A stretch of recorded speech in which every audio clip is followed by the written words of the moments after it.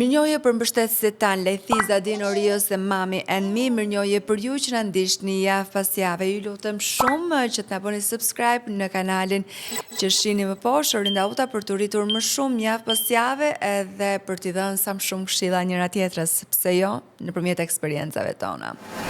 Në moshën 1 vjeç e disa e 2 muaj, filloi të bënte këto lëvizjet, ke parasysh kur ecin këmbadores? Po. Edhe si varg. Okej. Një lëvizje kështu. Po. Më thënë para dhe Brapa. pas. Para dhe pas. Po ma bënte shumë shpesh. Qa bëjmë ne në rastet e tilla? Kërkojmë. Kërkojmë.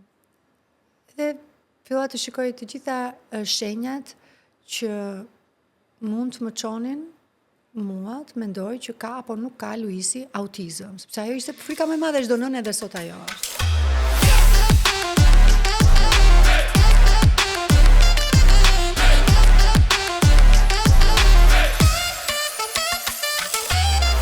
Sot në Mam do të dëgjojmë një histori shumë të fortë mëmësie. Një mami e cila sigurisht që ka pasur një shtatzani shumë të lehtë, por edhe një ardhje prematur të binjakëve të saj, dhe sigurisht që është përballur me të tjera sfida më pas. Sot kemi historinë e fortë të Mami Anjolës. Faleminderit që sot në Mam Anjolë. Faleminderit ty, është shumë kënaqësi. Dhe kur nisët bisedonin bashkë, u mora vesh që t'i vjen ai familje e madhe. Po. Motra, vëllezër dhe binjak njëkohësisht. Si ka qenë për ty? Gjithë mendojnë që ka lidhje njëra me tjetrën. Ka qenë një fëmijëri shumë e bukur, s'kemi pasur nevojë për stimuj të jashtë. Kemi lozur shumë me njëri tjetrin, fëmijëri shumë e bukur. Ndërkohë ti ke pasur motrën binjake? Kam. Po, nga të gjithë, le themi. Ti e ke motrën binjake dhe duket sikur kur ke motrën binjake se edhe binjak më pas në fakt, me këtë ide. Ka shumë teori, disa mendojnë që është brezi tjetër që sjell binjak, disa ka dhe teori të tjera që thonë nëse nga të dyja palët, pra nga bashkëshorti dhe nga pala e nënës ka pasur binjak, probabiliteti është i lartë. Shumë i lartë, po. Ka shumë teori, por fakti që unë jam binjake vetë edhe kam binjak është shumë interesant. Është interesant në fakt. Megjithatë, ka qenë një zgjedhje jote, sepse rrugtimi yt ka qenë nëpërmjet IVF-it. Dhe pse e zgjodhe këtë rrugë, Anjola, të IVF-it? Sepse trego pak historinë tënde, po. Sepse natyrale nuk po ndodhte në mënyrën që për sa kohë është shumë e thjeshtë, për mua nuk ishte. Do me thënë, nga momenti që vendosa të bëhem nën, kam përshtypjen se ishte edhe ora biologjike në rastin tim, sepse erdhi shpejt edhe erdhi gati agresiv. Thënë, nuk e di, isha e bindur, e doja, e mendoja shumë, edhe kur nuk je mësuar të mendosh aq ngulshëm, do me thënë, diçka, ishte gati edhe në bezdi. Dhe vendosa, pastaj nuk po vinte, për rreth, mendoj 2 vite. 2 vite? Po. Edhe ajo periudha ishte shumë e lodhshme për mua. Frustruese, ti. Shëmtuar, do me thënë, çdo muaj do bësh testin, do zhgënjehesh, bie kualiteti jo vetëm jetës seksuale, po në tërësi, do me thënë, sikur futesh me një flusk, edhe është shumë stresante ajo gjëja. 2 vite të lodhshme në këtë aspekt, po pastaj morëm vendimin që i bjem shkurt. Po, vend të asistuar, pra, me IVF. Zgjodhet klinikën, kishe disa alternativa, apo nise me atë që të kishin sugjeruar, si funksionoj me ty? Edhe pjesa e IVF-it erdhi nga një si tip shkundje që më bëri një androlog, nga që ai, sipas analizave dhe gjitha kontrolleve që ne bëm, do me thënë për doktorët ishte një problem në momenti kur nuk kishte një problem për të zgjidhur, edhe është ndorën tënde të presësh Zotin, siç themi ne, kur të vi natyrën, vetën ose do ndrysh me metodën e IVF. Nuk kisha nerva, kishte dhe mosha që re imja nuk ishte isha në të 20-at, unë isha në të 30-at, kështu që më duhet të vendosja shpejt edhe andrologu më tha çfarë bëni ju, kë brez, s'është normale. Më mirë, ai në fakt ta ma sugjeroi dhe më futi dhe ide në një farë mënyre që mund ta bëj me IVF edhe nuk e mendova shumë. Tash pse jo, ta provoj. Sa keq është ndonjëherë, domethënë kjo është gjëja më e keqe kur ti e shef që nuk ka asnjë gjë për të zgjedhur, pa ai nuk vjen. Bebi nuk vjen. Ajo është se ndonjëherë ti thua, më mirë ta di, kem diçka, stresi, domethënë ai është që kur ke diçka për të zgjidhur, fokusohesh tek ajo betejë që do bësh, do zgjidhim këtë problemin dhe pastaj do shohim.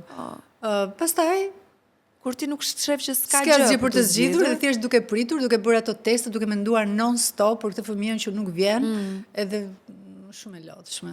Si ka qenë ajo kohë e stimulimit? Ka qenë e thjeshtë për ty? Për mua shumë e thjeshtë. Edhe stimulimi, edhe fakti që nuk u lodha shumë, sepse më vonë pastaj kam dëgjuar, kam parë, kam folur edhe me shumë vajza, gra që e kanë pasur edhe këtë pjesën e IVF-it shumë të vështirë dhe shumë të lodhshëm. Në rastin tim unë them që isha me fat. Pjesën e stimulimit gati edhe kam haruar. Ndaj që thjesht ishte për mua. Nuk e kam ndjer fare, nuk më ka lodhur gjendja emocionale për shkak të stimulimit hormonal që kam dëgjuar shumë vajza që kanë pasur të vështirë, unë nuk e kam pasur të vështirë. Edhe fakti që bëra vetëm një tentativ, edhe pastaj erdhi shtatzania. Arritet të kishe embrion për nga kjo tentativ, të arritet të kishe sa? Dhe temi? Më shtypjen 3. Okej. Më thënë, në total ishin më shumë, po ata që ato të mirët, të mirët, të vlefshëm, ishin 3. Dhe vendoset të fusnit 2. Me idenë që të zër njëri. Kjo është ideja, pastaj kur erdhi përgjigjja e testit. Po si me qenë se me këtë idenë që të zër njëri, po ti ndërkohë e ke dhe alternativën që do jenë të dy në të njëjtën kohë. Si e Po, ti je në një gjendje Orinda që mendon që nuk je shumë pjellore, sa kohë ti po i drejtohesh sa IVF-it, ja ta bëjmë një, më kupton? Jo 2. Kjo ideja e 2 embrionëve që unë më vonë kuptova që nuk e rrit probabilitetin e shtatzanis, përkundërzi mund të çojë në humbje, në humbje, kështu që unë atëherë nuk e dija dhe kjo ideja për të bërë nuk është se kisha edhe hulumtuar shumë. Gjë që kam bërë gabim, por më thanë ata më thanë që kemi këtë mundësi 2, 3, është në dorën tuaj, vendimi është në dorën tuaj. Edhe unë i them, po pse duhet të fusim 2, 3? Po sepse ata thanë që se rritet probabiliteti që të ngelesh shtatzan. Po në qofë se që nga kështu, pse jo, sa më shumë. Me një dorë të ngelesh shtatzan, po kur nuk e mendova që do kisha shtatzani gjemelare me të drejtën, jo, nuk e mendova. Dhe si vijoja jo shtatzani, ato javët e para, kur e more vesh pas 2 javësh ishe shtatzan, e pastaj do dëgjoni zemrën pas disa javësh, sepse nuk e merr vesh me njerë. Përgjigja na erdhi me një mesazh, kam përshtypjen më kishin marrë në telefon dhe nuk e kisha dëgjuar, edhe shikoj një mesazh, shtatzan. Wow. Ishte shumë moment i bukur, sigurisht. Edhe mund duke dhe i thjesht, sepse siç kisha krijuar unë idenë në kokën time, më ishte bërë gogol të bësh një fëmijë. Edhe gëzova shumë patjetër, po isha atë ditë në një gjendje aq të keqe fizike sa nuk e shijova siç zhvilluar të përzierat. Nuk e di, jo të përzierat zyrtarisht, por një gjendje jo të mirë. Emocionale. Jo, ishte fizike, nuk kuptoja që po ndjeja dhe po ndjesha shumë keq. Dhe mbaj mend që kam qenë në një lokal duke konsumuar mëngjes, kur jam ngritur se thashtë jo, dua të shkoj në shtëpi, nuk jam mirë, duhet ikë në shtëpi. Dhe rrugës erdhi mesazh. Me kë ndave? Me motrën. Me motrën? Pas motrës me të gjithë, nuk jam shumë atyre 3 muaj, nuk jam shumë supersticioze. Nuk e ke ruajtur për vete atë muajt e parë që mos ta tregoje të tjerët. Nuk e mbaj mend mirë, po familjes nuk s'ka asnjë shans që ta kem ruajtur. Po edhe në punë, si ishte ajo periudha e të vjellave, ishte shumë e pamundur dhe ta fshije. Duket që shumë, po. Shumë e vështirë, po. Dhe derisa në një mbrëmje, kur ti ishe për darkë,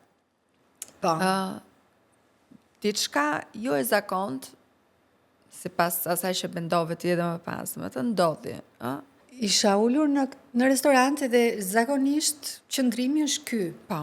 Dhe unë kisha bërë këtë lëvizjen, pra nga kështu, krejt kollaj, pa prekur barku Këmbën. në këmbë, pra në pjesën e kofshës. Kështu që atë natë e bëra si me vështirësi, jo lëvizjen, po pata një prekje, tash pse po më prek barku kështu? Do jetë rritur, mendova, po më shumë se rritje, ajo ishte si rënje. Kuptoj. Që ishte sinjali i parë, po unë nuk i da shumë rëndësi. Sinjali i dytë, në po të njëjtën mbrëmje, një therje. Ja fiks kështu. Nga këtu. Pas kësaj, unë direkt mora në telefon në ginekologun, edhe më tha, nuk është asgjë shqetësuese. Tani, mos dil më. Mos dilë më 6 muaj mbyllë, 6 muaj, sepse shtatzani dyshe, gjemelare, është me vështirë, shkon shpipi një magnezium edhe qetësau. fligjum. Po, qetësau. Në fakt nuk qetësova fare, atë natë kisha shumë dhimbje barku. Ato tamam zyrtarisht kanë qenë kontraksione që kanë nisur herët, Po. sepse kishin edhe intervale, nuk është se ishin gjatë gjithë kohës. Një dhimbje barku gjatë gjithë kohës është një gjë, po kur ke dhimbje barku me intervale fiks kohë, Po, tamam. Mësën, Po je bërgati për je lindje. bërgati për të lindur. Edhe të nesërmen ishte diel, sepse dhimbjet erdhën të shtunën, shumë e vështirë për të gjetur mjekun tënd. Edhe Çfarë bëre atë ditë? Qëndrove në shtëpi? nuk lëvize fare? Nuk lëviza, nuk isha keq në sensin, nuk kisha ato dhimbjet, vazhduan, po jo shumë. Prita të hënën, pastaj që bëra vizit me ginekologun tim, por përpara se të shkoj, në mëngjes isha shumë e lumtur, sepse s'kisha dhimbje fare, dhe isha iku thash ka që ishte një moment, do na e shpjegoj ginekologu dhe bëra gati në makinë, ndodh ajo që nuk duhet të ndodhte. Ndjej një ujë. Okej. Do të thëmë plasin ujrat, si që Okej. themi ne, por dyshova, po prisja që Ndje një shkarkim, pra, ndjeva, më pak, po. Ishte një Që shkarkim. nuk ishte Po, shkarkim sekrecionesh i zakonshëm që mund të ndodh. Ishte Po. diçka e pazakontë. Po. Që nga ngrohtësia dhe sasia dhe likuiditeti, pra uji, nuk ishte. Po. Atëre shkova te ginekologu dhe i thash që Më ka ndodhur kjo ka gjë. përshtypjen që më kanë plasur ujrat, sepse ginekologu im mendoi që unë isha trëmbur nga mesazhet që i kisha çuar dhe unë isha trëmbur padyshim dhe kur më pa më tha sa shumë ishe trëmbur Anjola. Dje, i them unë nuk e di. Nuk e di nëse jam më shumë e trëmbur tani, po duke qeshur sepse ende nuk e kisha procesuar siç duhet situatën. Nuk e di a jam tani më e shqetësuar apo isha dje. Dhe pse thaj, çka ka ndodhur? Shumë ndjeva një ujë. Pse i thash kështu, ai u tremb shumë. Dhe ma transmetoi dhe mua. Pastaj pas vizitës u konfirmua gjithçka. Çfarë të tha?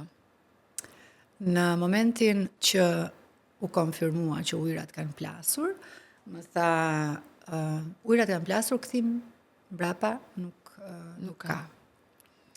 Kështu që do bëjmë gjitha procedurat që bëhen, por mos mendo që nuk do lindësh, pra nuk ke kthim pas. Ideja është që nuk e ke shumë Të kanë shpejt? plasur shumë procesin, pra ujrat nuk është se çështje minutash dhe do lindësh, por kthim brapa nuk ke. Edhe në këtë moment dua ta përshëndes shumë ginekologun tim, Genska Bilin, sepse vërtet i detyrohem shumë. Jo vetëm për mbështetjen psikologjike që më ka dhënë, por më duket sikur fëmijët sot i kam edhe falti. Edhe unë ki parasysh Erinda si mund të ndihem unë ato momente. Stresova shumë, po tani ndjeja shumë vap, nuk dija çat mendoja më përpara çat bëja, por mendimi ishte që unë mund t'i humb fëmijët të dy. Edhe doktori më kapi të dyja duart kështu dhe më tha, të lutem nëse, se e dinte doktori një lloj lidhje time me Italinë, jo vetëm nga familja ime, por edhe nga bashkëshorti. Dhe më tha, të lutem ik në Itali, por në këto momente, shpejt, sepse nëse do ikësh atje, do kthehesh me të dy fëmijët. Dhe nëse qëndron këtu? Dhe nëse qëndron këtu, nuk e di Nuk jap çfarë garanci. mund të ndodh. Dhe Unë niste presush? nga doktori, nga doktori direkt në në aeroport. makinë në Rinas vet, dhe sa instruksione të më sillnin pasaportën, se s'kisha as pasaportën, vetëm unë kisha dalë për një vizitë për të kthyer në shtëpi. Dhe ikëm në aeroport, edhe aty udhëtimi me avion 28 javësh lejohet, dhe unë isha fiks 28 javësh. Unë mendoj që nuk dukesh. Kisha veshur dhe një xhup, se ishte janar, kisha veshur dhe një xhup, dhe kur tha ajo që se unë as nuk e dija këtë pjesën që deri 28 javë deri 28 javësh lejohet. Po kisha dokumentat me veta, si kisha bërë shumë eko, dhe ja tregova, dhe ajo tha je fiks. Sigurisht nuk i tregova që jam në një gjendje për të lindur. E qartë, normalisht. Kështu që unë nisëm avioni. Dhe mbërritën në Itali? Para doktorit? Mbërrita në Itali, edhe atje burokraci, se jam shtetëse italiane, kështu që duhet hynim nëpërmjet pronto soccorso ose emergjencës.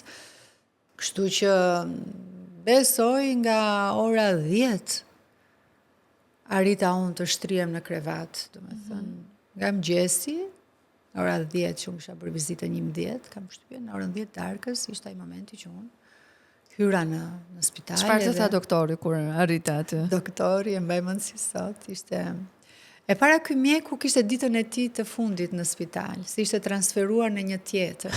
Dhe kur u njoftua për një rast kaq të komplikuar, ju duk si mallkim. Mua si mund ta ndodhte mbyllja ditën e fundit. Pastaj kur më pa, ishte për hapur lajme patjetër, se shoqëri njësoja tani. Më thot mua që më fal, ti ka ardhur nga Shqipëria me ujëra të plasura, ke hypur në avion, ka ardhur këtu? Po i the shumë. Ato se paca, që ke komplet e çmendur. Dhe shumë tani shqiptare, Safi. Dhe merja këtë guxim. Nuk kishte, shumë kanë pyetur si e ke bërë, edhe duket që të gjithë kërkojnë një përgjigje racionale time, që unë nuk e kam. Ka qenë vetëm instinkt dhe nuk jam penduar në asnjë moment do ta bëja sërish. Gjitha lëvizjet e mia të ditë kanë qenë lëvizje për të shpëtuar fëmijët e mi. Nuk hynte në asnjë moment logjika në punë. Pastaj kam ngritur pyetje unë që Anjola ti mund të kishe lindur në avion? Po. Që do ishte më keq. Se sa të lindje në spital në vendin tënd. Mund të lindje rrugës në makinë. Dhe janë raste që kanë ndodhur, sepse momenti kur plasin ujrat, ti nuk ka asnjë lloj garancie se kur mund të lindësh. Kur total, po. Të ndodhë për 24 orë, por mund të ndodhet për 1 orë. Vërtet. Tani, fatmirësisht ndodhi ashtu siç ndodhi. Zoti deshte që ti të mbrija. Që unë të shkoja atje shumë. Ushtrive në shtrat? Shkova Tani atje? aty erdhi edhe momenti që çfarë mund të bëjmë, domethënë i mjekëve, që ta zgjasim këtë shtatzani qoftë edhe një ditë. Për ata ishte shumë e rëndësishme që bebat të rinin 1 orë më shumë, 6 orë më shumë, 1 ditë më shumë. Nëse ata më thanë, nëse do arrim që ta mbajmë shtatzanin 1 javë, për ne është një fitore shumë e madhe. Megjithatë ata më qetësuan, të paktën psikologjikisht, momentin që mbërrita isha e qetë, sepse thanë që për ne 6 mujorët nuk janë problem. Po ndërkohë në Tiranë doktori tu ta kishte bërë një dozë të mushkrive të bebave. Po. Dhe gjysma tjetër duhet të bëhej atje. Kur të mbërrija atje. Nuk arrita kam përshtypjen ta bëj, sepse isha gati për të lindur. Në momentin që nisëm terapin. A kishe dhimbje më apo jo? Jo. Jo. Jo. Nuk kishe më dhimbje. Atë ditë nuk kam pas fare dhimbje. Edhe në avion, edhe isha shumë e stresuar, sepse çfarë nuk mendoja, po dhimbje jo. Nuk kisha gjendje të lotshme që të fokusohesha edhe te dhimbje të paktën. Qartë. Ishte më mirë kështu. Dhe aty kur nisi terapia, unë pastaj e kuptova që do lindja pikërisht atë natë. Pastaj operacioni ishte gjëja më e thjeshtë, kam përshtypjen. Dëgjove të qarën e tyre? Po. Si si mace të vogla, jo mace normale. Si kotele. Si kotele. Diçka e tillë. E çfarë ndodhi në atë moment? Ti lanë të shikoja apo? Jo.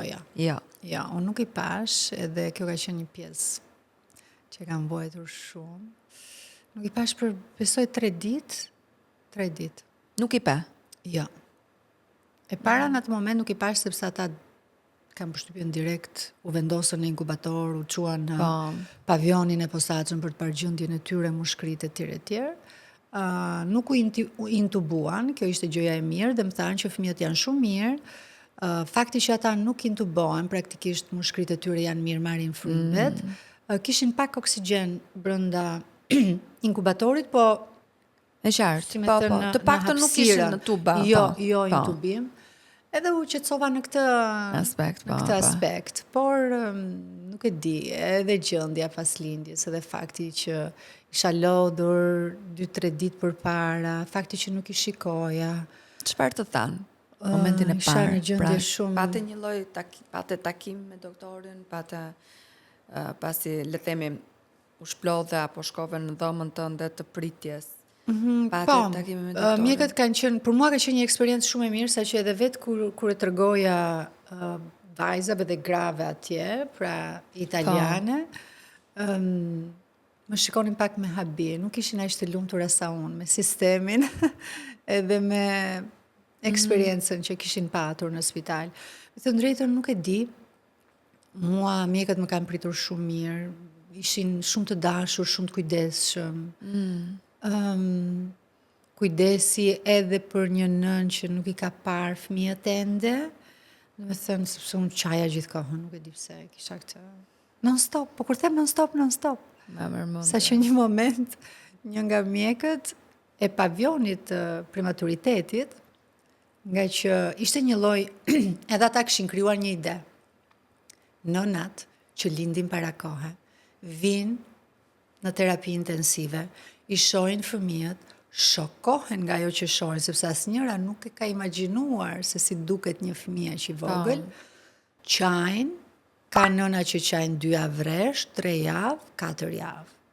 Po 4 javë ori ishte, le të themi, limiti që ata parashikonin që një nën mund të qajë. Nëna këtu e kaloi 4 javore, po hynim në muajin e dytë, dhe unë moment që unë i shikoja fëmijët, nuk e di pse prap qaja shumë. Dhe më thanë që është me depresion edhe postpartum, ka lidhje me ta kurojnë. Ajo çfarë ndjeve kur i pe për herë parë në inkubator? Frikë. Një shok shumë të madh edhe shumë frikë. A doja dalin, kjo ishte e gjitha, dhe ishte shumë torturuese nga që ti nuk isha aty. Kam përshtypjen se kjo ishte pjesa më e vështirë. Fakti që nuk kishe mundësi të rije me fëmijët e tu. Edhe ishte vetëm 2 herë në ditë që mund t'i shikoja. Për të gjithë, nga që përpiqeshin që të ruanin sa më shumë sterilitetin e ambientit, që ata mos marrin shumë infeksione, sepse kjo ishte edhe pjesa në fakt që bënte një rrugtim më të lehtë dhe më të vështirë për një fëmijë. Kështu që 2 herë në ditë për një nën që sapo ka lindur është shumë pak. Për një nën që detyrohet të kthehet në shtëpi apo në hotel, si në rastin tim, vetëm. Pa fëmijët, pa barkun, që detyrohet të tërheq qumshtin me pompë, më thënë një situatë shumë e rëndë, kam përshtypjen për një nën. Ky ka qenë momenti që unë ngrihesha natën qaja, kur shikoja që s'kisha as barkun as bebat. O Zotë, se më prekem kur e kujtoj atë momentin, shumë i vështirë. Në merr mendja. Ky ka qenë vërtet shumë e rëndë. Ma merr mendja kur e mendon, edhe kur ja akoma në stres, se si do shkoj, a do e marrin veten. Do vinte një vajzë që kujdesej për që do pastronte apartamentin, rrobat. Dhe në moment që unë hap derën dhe i them përshëndetje kësaj vajzës, më bie telefoni Dhe unë kur shikoj numrin e spitalit, do të thënë në atë moment nuk kisha gjak më, sepse s'më kishin marrë kur, dhe nga çfarë kisha dëgjuar nga mamat e tjera, ata marrin në telefon kur gjendja e fëmijës është Alarmante. shumë e rëndë. Dhe ti nuk mendon gjendje e rëndë, gjendje e lehtë, ti mendon mbaroj, diçka e keqe ka ndodhur. Edhe unë fola, ata më kërkuan thjesht për bërë disa analiza gjaku. Dhe kur e mbylla telefonin, ndërkohë isha përballë me vajzën që priste të hynte, unë rash të më thënë, dhe vetëm kam qarë për një shkarkesë e madhe emocionale, sepse në ato minuta që fola, e bindur që diçka kishte ndodhur njërit prej fëmijëve. Ne kuptoj. Ky ka qenë një moment shumë i vështirë. E di, më merr mendja, domethënë sa e fort duhet të jesh në atë moment për të mbajtur. Ti ke qenë vetëm në këtë alternativë tjetër, kam përshtypjen, zbulon që je e fortë. Ke qenë vetëm çfarë kohë? Me njerëz, po në kuptimin jo me njerëz gjithë kohën. Vinte mami, ikte. Një herë erdhi edhe motra binjake, pra nuk është isha pa njerëz, po jo për ditë me njerëz. A e doje ti këtë gjë? Dhe ti me sinqerte edhe e doja. Do me thënë, nuk isha shumë. Duhet ishte një njëri shumë e motrën time binjake, kam përshtypjen mendoj që nuk do ta kisha shumë të... Do ta kisha madje të lehtë që të përjetosh, të sillesh, të flasësh, të ndjesh në komoditet. Por në rastet e tjera jo, domethënë nuk doje në rast. Nuk isha në gjendje Orinda. Ke parasysh se ti je në një gjendje dhe personi tjetër është në një gjendje dhe fillon të bën pyetje. Nga pyetje që ti nuk do doje kurrë që tu përgjigjesh të paktën në atë moment. Që nga fakti po si ndodhi. Nuk e di, është shumë herët që ti të flasësh dhe t'ja për shpjegime, kujt do. Nuk... Ti doje qetësinë tënde. Po sepse asnjë nuk e kuptonte dhe unë nuk i fajsoj fare. Një shoqe për shembull më kërkoi foto të fëmijëve. Që këtu e kupton që ajo nuk e ka të qartë çfarë më ka ndodhur mua. Po. Fëmijët e mi ishin 2 gjëra të vogla, kaq plot me tela.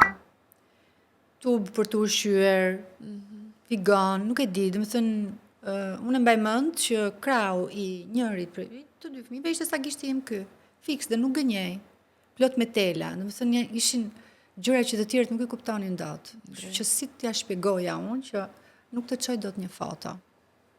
E kupton? Dhe bisedat ishin shumë të vështira për mua, që të shpjegoja, të bëja. Kështu që edhe ishte zgjedhje, po bashkëshorti yt në atë moment. Sa mbështetës ka qenë? Sa e ke lejuar ti të mbështetësh? Se edhe kjo është një tjetër moment, sidomos kur je në postpartum.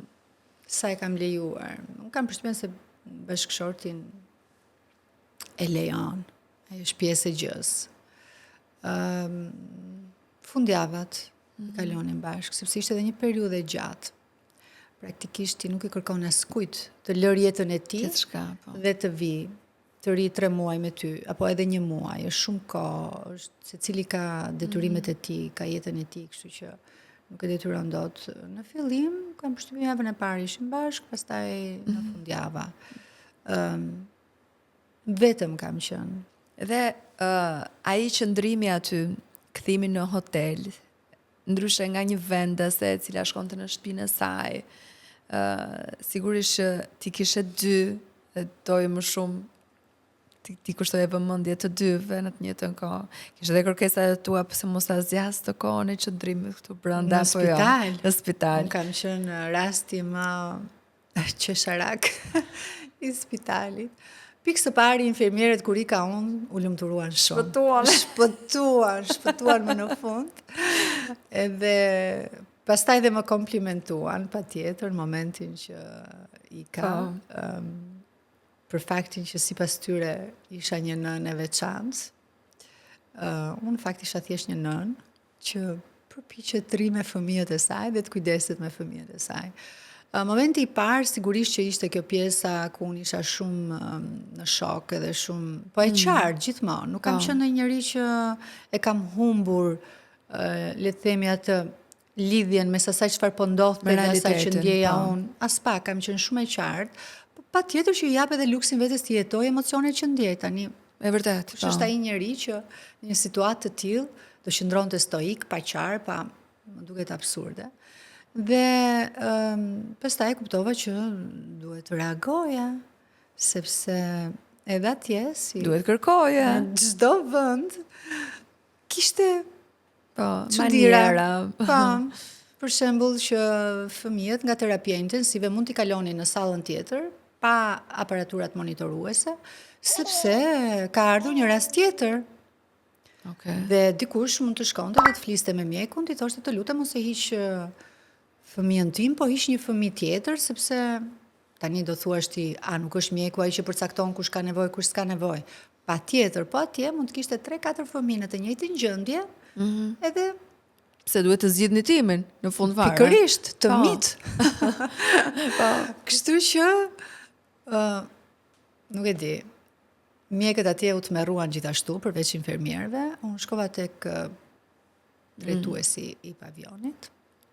Një mjek për të cilin kam shumë respekt. Më ka ndihmuar shumë edhe pasi kam ikur nga Italia. Edhe vazhdon më ndihmon nëse unë I kërkoj ndihmë. Edhe I thash, të lutem shumë. Fëmijët e mi nga terapia intensive nuk lëvizin, sepse unë kisha dhe një inkubator të zënë kot nga vajza ime, cila kishte asnjë nevojë të rrinte aty. Po ishte shumë mirë, po. Dhe ishte pengi Luisit I vllai që ai kishte, le të themi, peripeci gjatë rrugtimit të rikuperimit të tij. Kështu që luftë për të ndenjur në terapi intensive, luftë për të zgjatur kohën e qëndrimit në terapi intensive, sepse ne kishim kohë vetëm 1 orë nënat. Pastaj unë bëra një llogari shumë thjesht, më fal, një nën me një fëmijë ri 1 orë, unë një nën me 2 fëmijë, matematikisht duhet të ri 2 orë. Dhe bëj sërish kërkesën dhe plotësohet. Dhe pastaj në momentin që dola nga terapia intensive ishte më e thjeshtë për mua, unë e kisha kaluar atë momentin më të vështirë, edhe për shkak se çdo spital ka mungesë stafi, edhe atje kishte mungesa, kështu që nënat u lejuan që të futen më shpesh. Kam përshtypjen sa herë që ushqehen fëmijët, ne duhet ishin pranishme për të ndihmuar dhe ata stafin, vajzat infermiere, sepse ishte e pamundur që të ushqeje në një njëjtën kohë, aq shumë fëmijë sa ishin aty, me 5-6 veta staf. Por gjatë asaj periudhe që ishe aty normalisht 1 orë edhe me historitë e nënave të tjera, ke folur shumë apo? Kam vuajtur. Të gjitha. Mirë historia ime, po kam vuajtur për historinë e çdo nëne, sepse kam dëgjuar gra që kishin 8 herë, 7 herë që bënin tentativa in vitro, dhe më në fundja del dhe pastaj lind para kohë dhe të nis një tjetër sfidë. Dhe kjo idea e prematuritetit nuk është një gjë që nis dhe mbaron aty. Mund të shoqëroj në rastin më të keq. Edhe problematika të tjera. Edhe më vonë, pra edhe kur del nga ai spital. Kështu që të vjen keq kur dëgjon histori të tilla. Kishte edhe infermiera aty me historia IVF-i që kishin tentuar aq shumë, gati pjesën më të bukur të jetës, gjithë kohën në tentativë për të bërë një fëmijë. Do thuash ti çfarë ka më të rëndësishme se fëmia? Nuk ka, por ti nuk e di në momentin që po lufton. Ti e di vetëm kur e ke fëmijën në krah, dhe do të thënë janë gra që unë nuk e di ku e gjejnë forcën, guximin. Pastaj historitë grave që janë bërë nëna dhe pastaj kanë tentuar me të njëjtin vështirësi për të bërë për herë të dytë, histori të ngjashme si e para, po pastaj bëhen dhe më të rënda. Gra që nuk e di, domethënë më kanë dhënë forcë, por nga ana tjetër dhe kanë përjetuar çdo emocion të tyre. Në momentin që ti mendon se unë sa keq më ndodhi kjo, pse të më ndodhi mua, shkon atje dhe thua, Zot më fal për çdo ankesë që kam bërë, sepse kishte raste vërtet shumë të vështira për të bërë me fëmijë, Dhe pastaj histori të tjera krejt ato, të lindjes, prematuritetit e tjera me radhë, kështu që Qëndruat për 3 muaj. Aty. të tregoj vetëm një detaj, se është shumë i lezetshëm. Ora e fundit të ushqyerjes së fëmijëve ishte ora 11. Praktikisht ti në orën 12 duhet të ishe ikur. I vetmi individ që rinte aty deri në orën 3-4 të mëngjesit isha unë me luftë. Dhe në momentin që rria, ndodhte një luftë me këto infermierit, të duhet ikësh, s'duhet ikësh, po të lutem, po ç'është kjo, pse vetëm ti, duket sikur je privilegjuar, ndërkohë, po jo s'ka asnjë privilegj, unë thjesht nuk mund t'i le fëmijët e mi duke qarë. Nuk i le dot. Edhe ata kishin filluar dhe Ema për shembull mbaj mend që më shikonte kështu në sy, dhe unë mbaja kështu i bëja xhiro. Ishte një moment shumë i bukur për mua dhe po e shijoja shumë. Dhe më duke dhe e pa drejt, pastaj ç'punë po ju prish, thoja unë, çfarë pune po ju prishun ju? Ato thjesht donin të rinin rehat, tikja unë edhe bënin ato dallaveret e tyre. Dhe në momentin që rria aty, infermierët bënin detyrën, sa ko isha unë aty. Pastaj kur e shikoni që kjo s'ka ndërmend të iki, hynin në habitatin e tyre, mblidheshin në një dhomë dhe bënin muhabet. Infermierja numër 1 tek dhoma e fëmijëve, Anjola. Mbaja Emën ose Luisin në krah, kush nuk po flinte në atë moment, dhe vija biberona të gjithë fëmijëve që qanin, kush zgjohej. Dhe i mbaj mend që më shikonin, i shikoja dhe u bërë, po merja dhe emocione aq të bukura, nuk e ke iden nga gjithë fëmijët e tjerë. Të nesërmen pastaj, kur vinte orari i orës 9, patjetër që do i merja meritat, u thoja nënave që ka qenë mirë, s'ka qenë mirë, dhe ata për ditë, të gjitha gratë për ditë më pyesnin, si ishte? Po, isha bërë do me thënë një infermiere tuni të natës, që në mëngjes gjë e parë që bëja raportoja të nënat e tjera, se si e kishin kaluar natën fëmijët e tyre. Dita që u largove nga spitali, si ishte? Unë mendoja që do isha shumë e lumtur. Edhe isha e lumtur. Po një frikë rinda. Çfarë të bëj unë tani? Edhe pse unë, kjo ideja e adaptimit të shpejt me fëmijët, se ti kur kalon një gjë shumë të frikshme, këto të tjerat nuk janë më çështje për ty. Ku ta kap, si ta ndroj, fare, ishin shumë të vegjël kur unë i vishja, ndroja panolinën, i merja në krah, i lëvizja, nuk kisha fare nga këto probleme. Dhe u lutesha shumë infermierëve që të më lejonin ta bëja këtë gjë gjatë kohës që isha aty. Po frikë, sepse tjetër gjë në spital dhe tjetër gjë që s'ke infermiere më aty. Si fillim kisha panikun e heqjes, Luisin e kisha shumë frikë, sepse gjatë kohës që unë isha në spital, shikoja shumë raste që riktheheshin në spital. Edhe m'ishte kthyer në një panik. Do me thënë dilje nga spitali dhe kishin komplikacione fëmijët dhe riktheheshin. Dhe kisha të këtë frikën mos ndodhte ndonjë komplikacion që do më bënte të rikthehej, dhe kështu që nuk largohesha dot edhe nga qyteti. Sa kilogram ishin kur dolu nga spitali? Ishin të porsalindur. Të porsalindur. 3 kilogram. Po. Që paka shumë ishe e qetë, porsalindur. Ishe e qetë në ata. Po. Po si ishte pesha asnjëherë problem. Se ne nënat kemi një lloj lidhje me këtë peshën e bebave që e kupton që nuk ka ndonjë rëndësi të madhe. Sa kohë klinikisht bebi është mirë. Pesha mund të jetë 2,5, 3, nuk luan ndonjë rol shumë të madh, kështu që nuk ishte ky shqetësimi. Por shqetësimi ishte se ata kishin rrugën shumë të gjatë në rikuperim. Luisi, se Ema nuk e kishte. Dhe ti e shikon kur një fëmijë është i mirë, pra është mirë, dhe kur një fëmijë është delikat. A morën ndihmë ti ato kohë? Duke qenë se kur ndeja 2 javë atje isha vetëm, dhe gjendja u bë shumë e vështirë për mua, qoftë edhe për të fjetur, ne vendosëm të marrim një dado. Në Itali. Në Itali? Në Itali. Gjatë ati 2 javori që ndoria. Erdhi dadoja. Dhe dadot atje paguen me orë dhe është shtrenjtë, pra këtu janë të paktën atë kohë para 7 vitesh kishte një diferencë, tani nuk e di. Gjithsesi kam përshtypjen që atje prapja është më shumë. Po këtu dhe marr dadon. Asnjë ndryshim. Asnjë gjë. Asnjë gjë. S'ishte faja, sa ishte vetëm fajim. Unë nuk e lejoja të bënte asgjë. Unë të flija dhe të dëgjoja fëmijët që qanin, nuk kishte shans më të flija. Nuk e di, u ktheva në kisha dhe një energji shumë të mirë. Pavarësisht se isha pa gjumë, Po. kisha shumë lumturi, isha shumë e lumtur, doja të bëja çdo gjë vetë, s'më pëlqente si i bënin të tjerët. Nuk e di pse nuk delegoja, e kisha shumë të vështirë këtë pjesën. Pastaj avash patjetër, patjetër, po. Në atë fillime e kisha shumë të vështirë, dhe ajo Bërë edhe shumë vetë tha, po i protektive. marr lekët kot, më tha mua. Edhe erdhi 3 ditë dhe s'erdhi më. E kuptoj. Ndërsa në Tiranë, Në Tiranë patjetër, vetëm koha që duhet ta gjesh, se do një lloj kohe ajo. Pra që në fillim ne do punuam për ta marrë datën. po. Kurse menduam ndonjëherë t'ja dalim vetë, se nuk ja dalim dot. Po si e more vendimin për të kthyer në punë? Ja si e mora. Dhe me thënë, e para morëm datën, edhe nisa të dal nga pak nga shtëpia.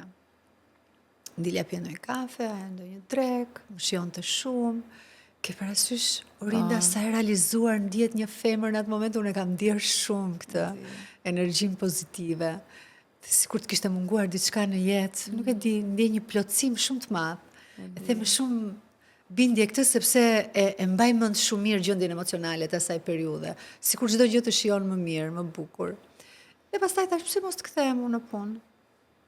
Ajo, ditët vazhdonin, por që nga momenti kur djali lindi nuk ishte në formë më të mirë se vajza. Dhe ti Po. më tregove që kishte problematikat e veta, për ta marrë vetën njëkohësisht, por me kalimin e kohës, çfarë pe ndryshe nga djali? Atëherë, Luis në një farë mënyre ishte ai fëmia që ishte luksoz, pra që presupozohej mos të kishte asnjë komplikim pas lindjes, sepse ujrat i plasi ema, kështu që edhe mjekët më kishin bërë një lloj Rezume pra të Një lloj saj paralajmërimi më shumë Okej. për vajzën që mund ta ketë rrugtimin e vështirë e të tjerë, por rezultoi krejt e kundërta. Praktikisht, sipas edhe statistikave, vajzat janë shumë luftarake.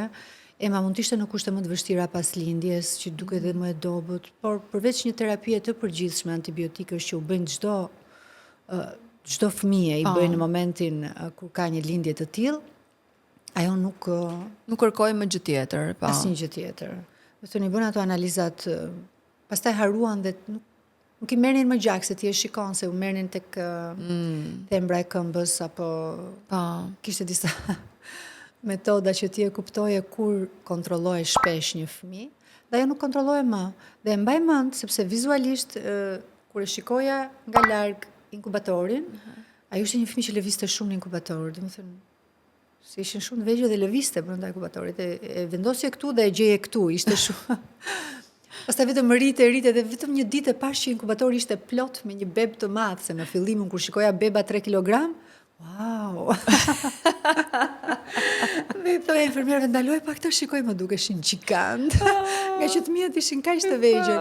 Kështu që mos ta zgjasim shumë se kemi marrë me shumë terezi. Ajo nuk pati asnjë problem. Edhe ishte fix peng i Luisit. Luisi nga ana tjetër shumë e vështirë. I kemi bërë transfuzion gjaku, merrte infeksione shumë, sepse sado që ata vërtet ishin të kujdesshëm dhe mua më ka bërë shumë përshtypje mënyra se si funksiononte terapia intensive tek prematuriteti. Asnjë gjë nuk është më sterile se mitra, kështu që ka fëmijë që janë më të dobët, dhe sidomos kur janë prematur, ata nuk e kanë krijuar ende sistemin imunitar, është shumë e lehtë që ata të marrin infeksion. Edhe sikur mos t'u hapësh kurrë atë inkubatorin, është e vështirë. Kështu që Luisi merrte shumë infeksione. Edhe mbaj mend që kur takonim fëmijët në orën 6, aty ishte momenti që mjekët na raportonin për gjendjen e fëmijës në përgjithësi. Edhe na thonin se si janë. Ne mezi prisnim na vinte radha, ishte pak edhe i çuditshëm ky si rit, që kalonin kështu me radhë, e pastaj më vinte radha mua. Atëherë, doktori i radhës që bënte edhe raportimin, sa po afrohej tek Luisi, i thoshte, arritëm tek fëmia, nuk e them dot italisht, po ishte ideja që fëmia e përdorte një shprehje për ta identifikuar si fëmia problematik.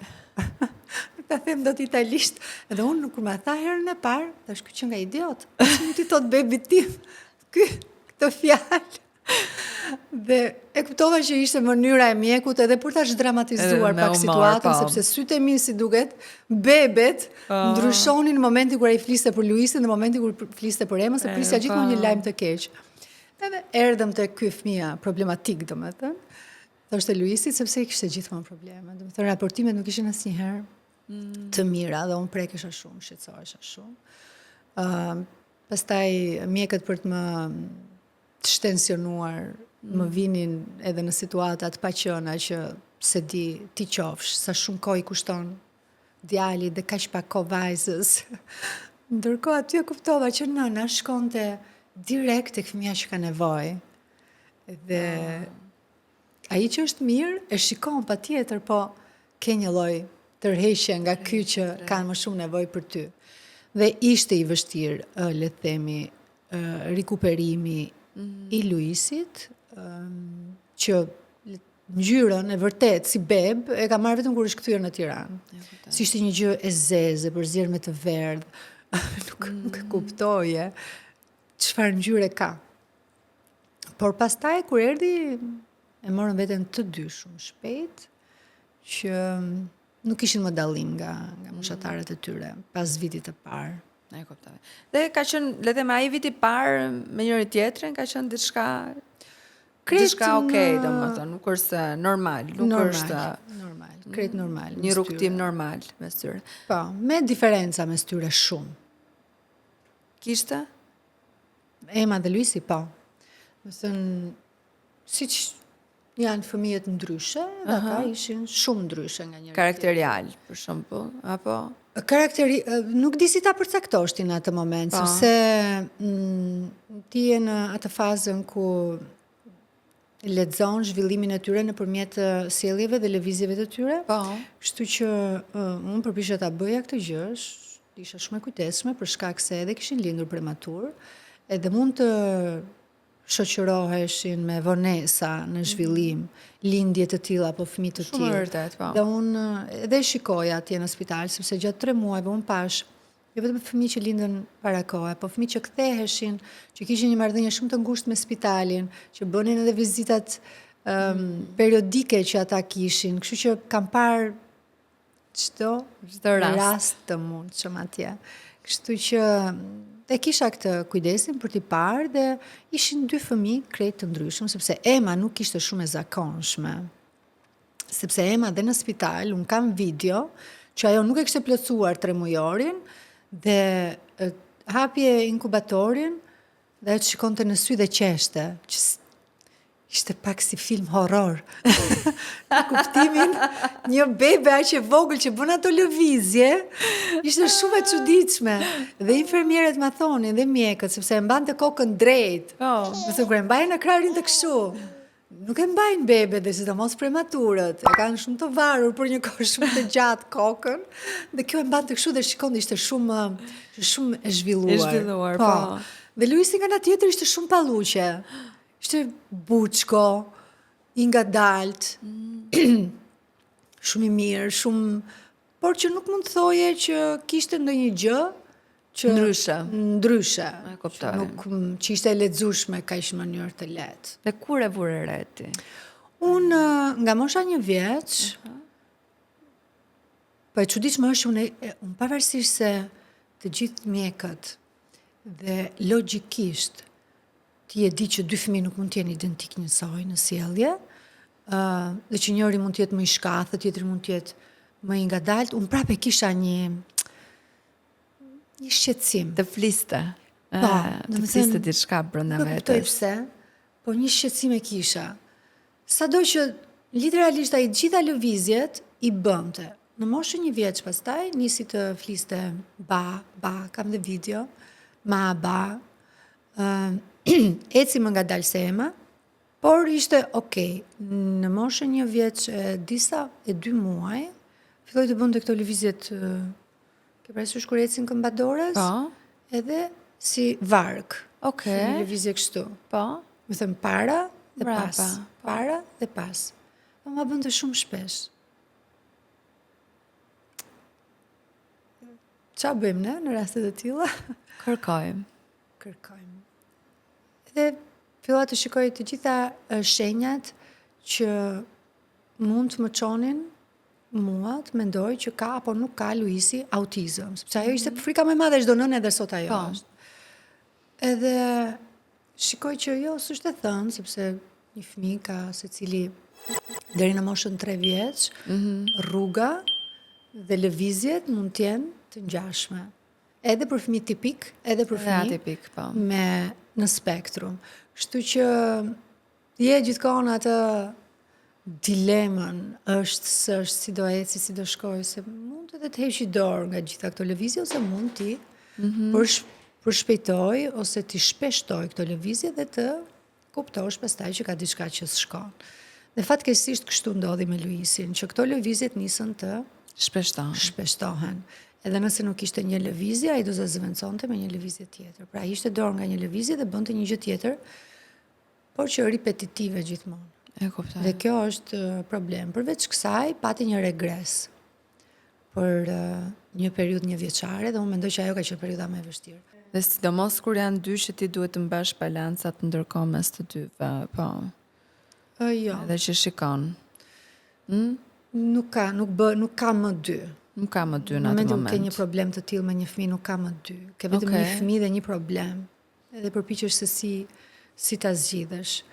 Kuptohet ke atë vështirësinë për t'i dhënë edhe vëmendjen e duhur fëmijës tjetër në nivel dashurie, për kujdesi etj, po që literalisht shqetësimin e merr ai që ka probleme. Po. Kështu që ky viti i regresit ka qenë për mua një vit shumë i vështirë, mes shpresës që ti ke që ai të përmirësohet, ty të ndodh krejt e kundërta dhe në një farë mënyre me tënden të fiket çdo dritë jeshile që ti kishe që mos t'ishte në spektrum.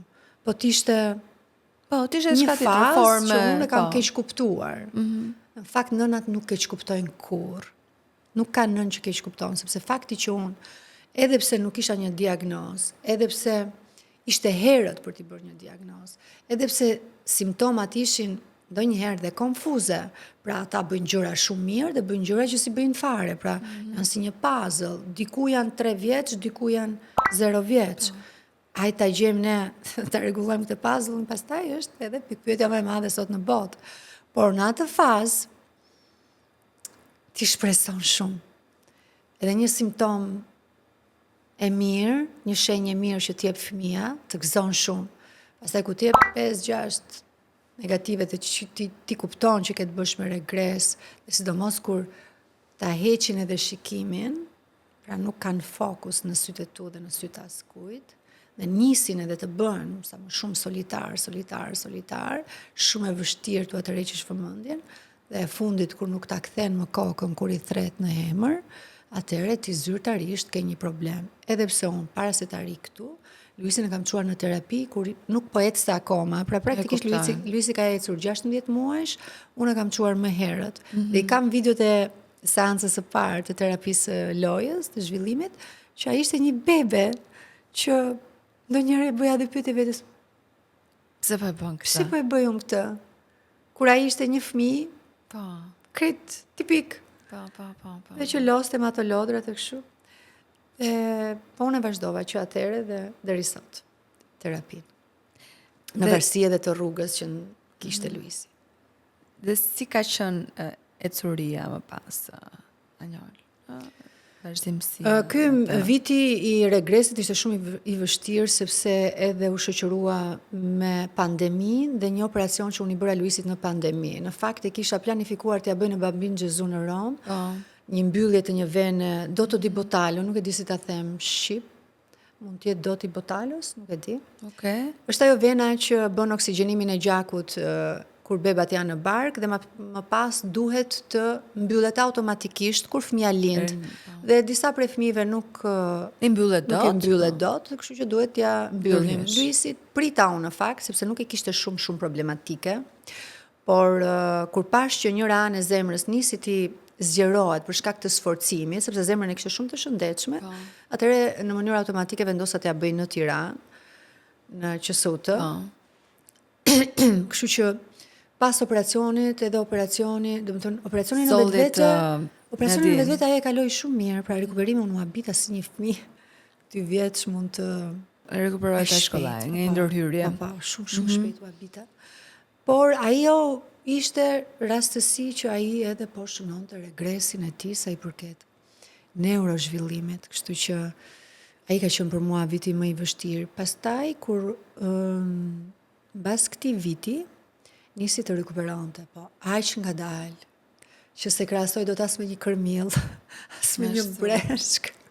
Shumë ngadalë rikuperimi, sepse i ka hapa të tillë, po unë kam shumë durim. Edhe nuk mërzitem me këtë pjesë, mjafton që mos të ketë regres. Sepse ajo është pjesa më e vështirë për fëmijën dhe për nënën, por progresin le ta ketë të ngadalë sa të dojë, nuk ka problem, mjafton mos ketë regres. Ti zgjohesh çdo ditë me mendimin që sot do jetë më mirë, sot ndoshta do ketë një zhvillim më mirë, po ndërkohë shikon aty në vend pa bërë hapa të mëdhenj. Unë jam shumë me fat që Luisi nuk më ka bërë asnjëherë të ndjej peshën e tij në kuptimin më jep shumë dashuri, sepse është shumë fëmijë i dashur, është shumë i ëmbël, edhe më përqafon non stop. Është një dashuri që gati më vjen edhe keq ta them, por që është krejtësisht unike. Unë nuk kam provuar në jetën time një fuqi të tillë përqafimi dhe të më mbush zemrën dhe shpirtin e fëmijë kaq shumë sa që unë them o Zot, më fal që të kërkoj, se një kërkoj Zotit patjetër për ditë që ai të flasë, sepse ende nuk flet. Edhe i lutem patjetër për të, po nga ana tjetër është aq një mrekulli, sa që nga që më vjen keq edhe të lutem. Dhe vërtet, ta thash edhe atë ditë që nëse nuk do ishte për një shqetësim që un kam për të ardhmen e tij, unë nuk do t'i ndryshoja një kaçurel atij fëmijës. Është kaçurel. Dhe është një është fëmijë kopertine. Kështu që në këtë drejtim nuk e kam ndier peshën dhe unë literalisht nuk zgjohem me këto mëngjese, ta them me sinqeritet që o Zot sot mos kush e di. Unë marr shumë dashuri nga ai dhe thash nuk më jep atë peshën që të çohem e dëshpëruar. Dhe të shpresoj çdo ditë që ai të bëjë një progres ato të vogël. Ti kur je në këto kushte, Orinda, si nën, ti ke detyra, e ke parasysh, ti e ke fëmijën në fokus, ti përpiqesh të bësh çfarë mundesh të bësh, siç është terapia e zhvillimit, detox, informohesh, takon mjek, i bën vizita, informohesh për ndonjë klinikë jashtë vendit, edhe në bazë të mundësive financiare që ke patjetër, pra ti je në një lloj alerti të tillë për t'i dhënë fëmijës tënd maksimumin, të asaj ndihme çfarë mund t'i japësh. Por jo se jeton për ditë me këtë peshën. Në fillim po, në fillim kur sapo e zbulon, e konfirmon, e pranon, janë këto fazat, se ne shpesh themi, unë s'kam pasur asnjë problem për ta pranuar. Nuk e ke manifestuar mbas e keq, nuk e ke treguar tek të tjerët, po ti e di që ke një fazë që se ke pranuar dot. Se shpresa e jote shumë e madhe, gati në imagjinat që ai mos tjetë në spektrum, edhe që do jetë diçka që do rregullohet nesër, edhe që kush e di, edhe pret ndonjë mrekulli etj. Kjo është një fazë që ti nuk e ke pranuar gjën. Në momentin që ti e ke pranuar, ti punon për ta ndihmuar fëmin tënd, nuk pret çuditëra, nuk beson në mrekullira me një të kërcitur të gishtit, kështu që është një proces i gjatë dhe ti duhet të jesh konsciente për këtë dhe mos lodhesh kurrë, edhe kur të lodhesh, okay, do pushosh pak, por që të mos ta kthesh në dëshpërim, sepse nuk është në dëshpërim. Patjetër që ka raste edhe më të rënda, dhe unë kam parë edhe hym prapë tek ai diskutimi që bëm edhe më herët, që ndihesh edhe keq. Por një gjë kam kuptuar, që një nën e cila ka një fëmijë atipik, qoftë në spektrum të autizmit apo edhe me patologji të tjera, sido që të prezantohet, sido që të vi, sido që të ketë zgjedhur ta bëjë jetën e saj, do t'i kërkojë çdo njeriu mos ta gjykojnë. Vetëm një nën që ka një peshë të tillë e di çfarë ka një nën tjetër. Se shoh që edhe e ndjen, për shembull sikur ti nuk ke të drejtë ta shijosh jetën më. Sikur ti ndihesh në faj për një darkë që mund të bësh me shoqe, për një dalje që mund të bësh qoftë edhe me bashkëshortin tënd. Me thënë, ndjek kjo ndjesia e faj që ndjen një nën me fëmijë tipik, imagjino një nën me një fëmijë atipik që mendon që ka nevojë akoma më shumë për nënën e tij. Kështu që mos t'i gjykojmë nënat, po sidomos ato që kanë fëmijë apo situata më delikate. Si është marrëdhënia e ti me vajzën? Luis dhe Emma. Është të me thënë, unë sigur kam rritur 2 fëmijë të 2 moshave të ndryshme. Unë kuptohet, jo çdo njeriu kam luksin apo edhe qefin ndonjëherë ti shpjegoj çdo gjë, sepse nuk janë gjëra që tregohen me çdo njeri, po kur më pyesin që sa e vështirë me 2 fëmijë një herësh, përveç atij vitit të parë që duhet ti ushqesh me të njëjtën kohë dhe ti ndrosh panolinën, trish pa gjumë të dy, sa ata ishin të koordinuar në mënyrë perfekte. Po, kështu, me sekonda. Pjesa tjetër ka qenë sigur kisha 2 fëmijë. Një vajzë ishte më avancuar se mosha e vet, ose sa mosha e vet, nuk e di, po është vërtet fëmijë i avancuar shumë në pjekuri emocionale dhe jo vetëm. Dhe një fëmijë tjetër që e zgjat periudhën e bebes pa limit, nuk i intereson. Dori bebe, aj sa ti doj, ati qefi, kështu që nuk e kam ndjerë këtë. Dhe raporti i tyre është i tillë. Pra, ka qenë një raport, vllai vogël. Edhe i shoqëruar patjetër. Kjo është shoqëruar me pyetjet e Emës që pse i thua i vogël kur kemi lindur njësoj? Kur është i gjatë sa unë? Kur shkojmë në kopë është njësoj, jemi në njëjtin grup, pse i thua i vogël? Se nuk e kuptonte fillim, gjithmonë të lutem, se është më i vogël se ti. Dhe tani Ema është në fazën që ka nisur ta kuptoj që pra është në këtë fazë. Është në fazën që bën pyetje. Po, patjetër. Se Luisi nuk flet. Edhe ti përpiqesh ti shpjegosh për moshën që ajo ka, por ajo prapë do ta bëj pse. Çfarë do të thotë? Ne kam shpjeguar patjetër çfarë quhet gjëja, pse Luisi është në një gjendje të tillë, por që do vi momenti, them unë, që ai ty e di çfarë do të bëj apo jo. Do bëj kaçurel. Do të thot këtë, do të thot atë. Po gjëja më e bukur është që si duket e ka dëgjuar nga unë patjetër këtë gjë.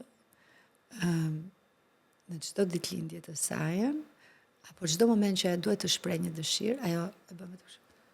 Unë kam vetëm një dëshirë, Zoti im, që vllai im të flasë. E ka bërë në pjesën e gjërave, e ka futur në listën e gjërave të dëshirave të rëndësishme, po. Kopshtin janë nise të dyve në një? Qerdhen. Qerdhen. I kam çuar në qerdhe, po. Më pas 2 vjeç gjysmë. Po.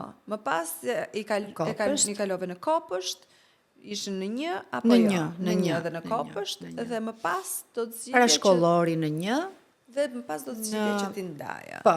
Zgjodhe sistemin shtetëror? Shtetëror, sepse në privat nuk e pranon Luisin askush. Askush? Jo. Po pse? Nuk kanë struktura.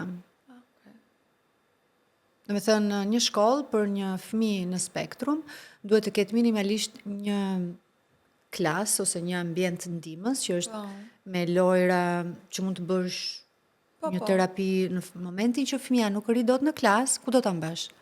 Në korridor se mban dot. Jashtë mund bjerë shi. Kështu që një klasë bosh e strukturuar dhe e rregulluar për të pasur, le të themi, lojrat, lodrat që i ndihmojnë këta fëmijë që ta kalojnë atë momentin se sjelljet e tyre janë të ndryshme, ne themi janë në spektrum, po asnjëri nuk reagon njësoj.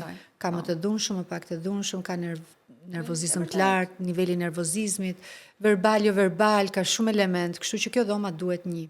Mësuese ndihmëse nuk ofron privati. 2. Edhe nëse ja ofron vetë, sepse kam pasur një rast në fakt që i thash do ta ofroj unë mësuese ndihmëse. Më tha jo. As me mësuese që ti e paguan vetë ndihmëse. Jo, nuk duan të kenë të bëjnë fare. Sepse nuk e di, kam përshtypjen është edhe kjo çështja e qenurit biznes. Se mos harrojmë që mund të ketë edhe prindër që nuk duan. Nuk i pranojnë, nuk duan. Kështu që mund të ketë shumë element, po strukturë nuk kanë. Kjo është e rëndësishme për t'u thënë, sepse duhet ta kenë. Shkolla është si në publik dhe në privat, është sistem gjithëpërfshirës. Ti nuk mund të përjashtosh një fëmijë. Unë atë ditë kur më kanë refuzuar jam ndjerë shumë keq. Nuk e mohoj që kam qarë, më duk sikur dikush më tha, nuk ka vend në këtë botë për fëmijën tënd. Nuk është normale. Nuk është. Më thënë, mund të zgjedh një arsim privat ose publik. Unë në fakt e zgjodha sepse i kisha në një kohë poshtë privat dhe mendova sikur do ishte një vazhdimsi, ata e njohin Luisin, dhe 1-2 vite atje, e din si është, sepse ti kur prezantohesh në një strukturë, qoftë edhe publike, kanë frikë. Stafi, njerëzit kanë frikë sikur me çfarë do kenë të bëjnë. Edhe fakti që ata e njihnin Luisin, sjelljen e tjerë, tash do ishte një përbënte problem. Pse do të përbënte një problem? Nuk duan. Është shumë e thjeshtë. Edhe e kanë luksin ta bëjnë këtë. Por ke zgjedhur after school-in për t'ja plotësuar ditën, sigurisht sepse e dim që shteti ka orët e shkurtë. Në orën 11:30 mbarojnë, kështu që ti detyrohesh ta plus Luisi nuk e ka, se as shteti nuk ofron mësuese ndihmëse për gjitha orët e mësimit. Ofron vetëm për 2 orë. Për momentin ndërsa ai të përshtatet me klasën, unë kam vendosur ta lë 2 orë. Pastaj duke parë dhe duke bërë, se nuk kam dashur kur ta sforcoj dhe nuk e kam sforcuar Luisin. Kam pasur një periudhë kur ai ishte më i vogël dhe që mendoja sikur po ikën koha, sikur sa më i vogël të ndërhyjmë aq më shpejt ai do përmirësohet, do kemi progres etj. Edhe po e sforcoja. Për praktikisht ai mund të bënte normalisht 1 orë terapi, unë duhet të bëja patjetër 2 orë me 2 mësuese të ndryshme që ta shohim një nxitje dhe një stërmundim, sepse ai orën e dytë nuk ishte fare aktiv, nuk jepte rezultat, nuk merrte asgjë nga ajo orë, kështu që duhet patur kujdes. Terapi ekstra të tjera ti më përmendë pak më përpara edhe pjesën që ju keni tentuar dhe me detox, format e tjera. Unë kam bërë Luisit një qelizat staminale në një klinik në Beograd. Më kishin thënë mos i bëj, sepse nuk japin rezultat. Pavarësisht reklamave, gjërave që shohim ne. Po unë nuk rria dot pa e bërë Orinda. Do të thënë, thjesht ideja që ka një alternativë. Përqindje të vogël që edhe mund të funksionojë, nuk rria dot pa e bërë dhe e provova. Nuk ja bëra më sepse era e dytë do ndodhte nëse unë do kisha parë ndonjë rezultat, nga kjo nuk pati rezultat. Pastaj i kam bërë edhe një terapi që është pak, le të themi 2-3 terapi në një, përfshin detox, përfshin qeliza staminale, përfshin një terapi me reze, diçka e tillë në Gjermani këtë, të cilën do t'ja përsëris. Vaksinat e ke bërë? Vaksinat që nga 1 vjeç. Jo, që nga një mosha 1 vjeç, asnjërit, jo vetëm Luisit. Nuk ja ke bërë? Domethënë 1 vjeç ja kam bërë vaksinat. Deri 1 vjeç. Po. Mendon që ndikoi vaksinat? Mendoj dhe jam e bindur, shpresoj shumë ta kem gabim, sepse kjo puna e vaksinave sikur kryqëzohen njerëzit kur janë kundër dhe kryqëzohen kur janë pro. Janë ndarë në 2 grupe dhe janë ndarje gati agresive, janë grupe agresive, kështu që unë nuk jam kundër vaksinave, por unë mendoj që vaksinat bëjnë dëm aty ku ka një probabilitet qoftë gjenetik, qoftë një hapësirë e krijuar nga një sistem imunitar shumë i dobët. Unë fëmijëve të mia kam bërë shumë herët, u kam bërë me moshë kalendarike, praktikisht nuk ishin as 1 vjeç, po ishin 3 muaj më pak se 1 vjeç, 7 muaj, kështu që sa i bie? Po i bie nga 12, 9 muaj. 9 muaj, më fal. Kështu që 9 muaj kanë qenë kur e kanë bërë ata vaksinën. Mendoj që i kanë ndikuar atij që ishte më i dobët dhe që ishte Luisi. Ne kuptoj. Sepse regresi pas vaksinës është i frikshëm, është i lexueshëm. Nëse do të Është i lexueshëm, është i dukshëm. Nëse do ta shije sot me një sy tjetër, do ja Nëse do kthehesha pas, Po. kurrë s'do ta bëja. Jo. Nuk do ta bëj. Ose do kisha pritur një moment tjetër ose do ta kisha bërë fare. Nuk kam pse të. Pse s'e kam bërë emës, pse do t'ja bëja? Po. Nuk ja kam bërë. Ka diçka që nuk shkon në rinda. Ka Me diçka. thënë, ne mund të flasim gjithë ditën, edhe nuk e ke idenë se sa mjek dëgjoj unë çdo ditë në YouTube dhe asnjëri nuk ka një përgjigje për diçka të tillë, sepse po ndodh dhe sepse po shtohet. Është shokuese që unë i kam fëmijët e shkolla e Minduraku, praktikisht janë 5 klasa dhe kanë 5 deri në 7 nxënës në spektrum. Që i bie 1 në 36, është shumë. Është shumë. Një njeri normal e kupton që ka diçka që nuk shkon. Po, ka ndryshuar me Themi vite, ka ne, ndryshuar. do forcësh ushqimin, mënyrën si ushqemi, ndotjen e ajrit, shumë elementë të tjerë që ne sot edhe i përmendim, edhe si përmendim, por vaksina, mendoj unë, duhet parë. Duhet parë nga ata që janë kompetent. Do të thënë, unë dyshoj te vaksina shumë, sepse dyshoj nga shumë dëshmi të nënave, të prindërve, jo vetëm në vendin tonë, po kudo në botë që shohin një ndryshim drastik. Dhe ne jemi edhe dëshmitar që kemi parë që vaksinat kanë shkaktuar edhe probleme të tjera, kanë çuar gati në prag vdekjeje fëmijët, apo edhe adoleshentët, se e fundit është në adoleshencë kur bëhet kjo. Kështu që do thuash ti, po çfarë bëjnë këta prindrit tani që janë në dilemë? Zgjedhje e tyre. Një zgjedhje e tyre, vërtet. Edhe unë ashtu mendoj, gjykoj që duhet të jetë zgjedhje personale dhe unë vendos ashtu dhe doktori, domethënë një komunikim të drejtë për drejtë dhe me mjekun, besoj sepse edhe ai duhet t'japi mendimin e vet. Edhe kur, le të themi, edhe nëse duhet ta bëj, a duhet ta shtyj apo jo, një doktor i mirë duhet ta sugjeroj një gjë të tillë, mendoj unë, domethënë, nuk duhet ta bëj, le të themi, të detyrueshme, sepse Nuk e di, sidomos po, edhe nga ana psikologjike për prindin, mendoj që ndikon kur e ke, duhet ta bësh se s'bën tani ose Mund mbaj mend që vizitat e para të fëmijëve unë i kam bërë në Itali. Pra ne kemi ndjekur këto vizitat periodike atje. Dhe kur unë thoja që Luisi po më duket më i ngadalt, nuk është si Ema, mos e krahaso me Emën, më thoshte doktori në Itali. Mos e krahaso. Nuk ka asnjë gjë. Nëse mund të jetë pak i ngadalt, është për shkak të faktit që ka lindur prematur, nuk është njësoj një fëmijë prematur me një fëmijë që lind në kohë. Kështu që asaj nuk shikonte asgjë. Më the pak më parë edhe vështirësinë e të pranuarit shpesh herë të prindërve kur kanë fëmijë atipik.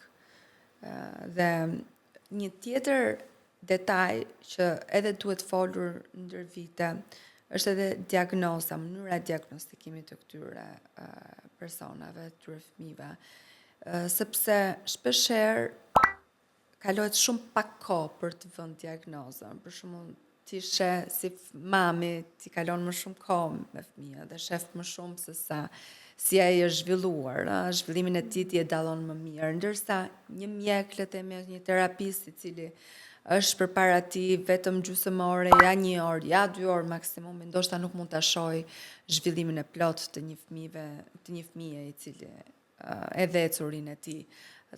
Të duket pak kohë e shkurtër mënyra dhe forma, le të themi koha që vihet diagnoza. Atëherë unë dua të them vetëm diçka. E para punës asnjë prind nuk duhet humbas kohë me idenë ta bëjmë apo jo zyrtare një gjë. Sa kohë që ti e sheh me sytë e tu që fëmia nuk po reagon siç duhet, pra ka diçka ndryshe, ti nis edhe studion hapi parë më shumë. E çon të bësh një vizitë normale, sepse unë nuk mendoj që një terapist apo një njeri i fushës nuk e dallon. Po. E dallon. Po. Që e dallon. Pastaj shkallën edhe për t'i përshtatur terapinë se çfarë mund ta ndihmoj fëmin ose jo, kjo është një tjetër fazë. Por që nuk duhet humbur kohë me këtë. Jo, s'ka gjë, është mirë, do bëhet mirë, do ta shohim vetëm 1 vjeç, vetëm 2 vjeç. Me këtë nuk duhet humbur kohë sepse është kohë e humbur për fëmijën. Po. Me thënë sa më shpejt ta ndihmojmë një fëmijë të tillë, aq më mirë është për të dyja palët, patjetër. Kurse pjesa e pranimit, nuk gjykoj askënd, e them me shumë sinqeritet. Kam pa raste që e kanë të vështirë ta pranojnë, kam pa raste që kanë hyrë në dëshpërim, depresion, deri në tentativa për vetvrasje, që e kanë menduar, edhe mund edhe të kenë tentuar dhe nuk gjykoj askënd. Nuk është situatë e lehtë. Nuk është as pak situatë e lehtë. Po na shohësh në mënyra si flasim, dhe si flas unë, dikush mund edhe të mendoj, sa mirë paska përjetuar kjo. Jo, nuk është ashtu. Sa gjëra, sa net pa gjumë, sa të qara, sa ngarkesa, sa pesh mban çdo ditë një nën që ka nuk është një gjë që mund ta shprehësh në ekran, por që është. Domethënë e ka dhe unë nuk gjykoj askënd. Por mirë do t'ishte që ta gjejmë, ta kalojmë këtë fazën e dëshpërimit, të pyetjeve pse mua, o Zot, çfarë kam bërë unë, etj, se sa do themi që unë se kam bërë këtë, një moment edhe e ke bërë, edhe e ke ngritur si pyetje, edhe ke kërkuar një përgjigje, sepse kur kalon e gjitha kjo, që duhet mos zgjasi shumë, në momentin që të zgjat kërkon ndihmë për mendimin tim, sepse një periudhë gjatë e tillë e nënës është humbje kohe për ndihmë për fëmijën. Por nuk i gjykon dot. Ka njerëz më të fortë, ka njerëz më të brisht, ka njerëz që e përjetojnë ndryshe, kështu që megjithatë unë them që fëmijës tënd, nën, nuk i bëhet njëri tjetër, kështu që sado që ti ta kesh të vështirë, një moment do vi ai që do mbledhësh forcat dhe do ta ndihmosh fëmin tënd. Mbi gjitha do t'i japësh dashuri, se kjo është pjesa kryesore. Pjesa e parë, po, çdo gjë e zbut, dashuria e zbut të çdo gjë. E çfarë do të thoje këtyre prindërve?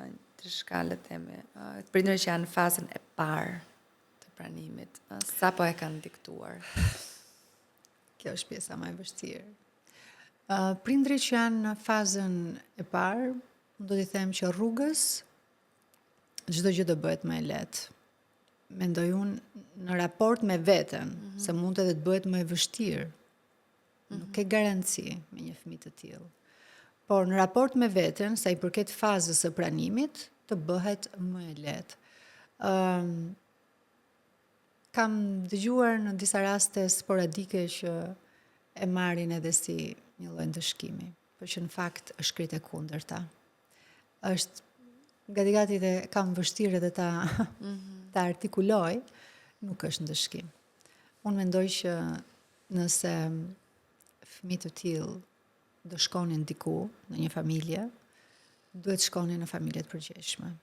Unë nuk e imagjinoj dot që një fëmijë si Luisi të jetë në një familje pa vëmendje, ku mund edhe të keq trajtohet, mund të lihet aty, se këta fëmijë janë shumë ëngjëj. Nëse lë aty do rri. Pra je ti motori i çdo gjëje, edhe i sentimenteve, edhe i gjendjes emocionale të tyre. Përveç ndihmës në shumë gjëra të tjera, po edhe asaj emocionale. Domethënë, nuk është ndëshkim, përkundërzi.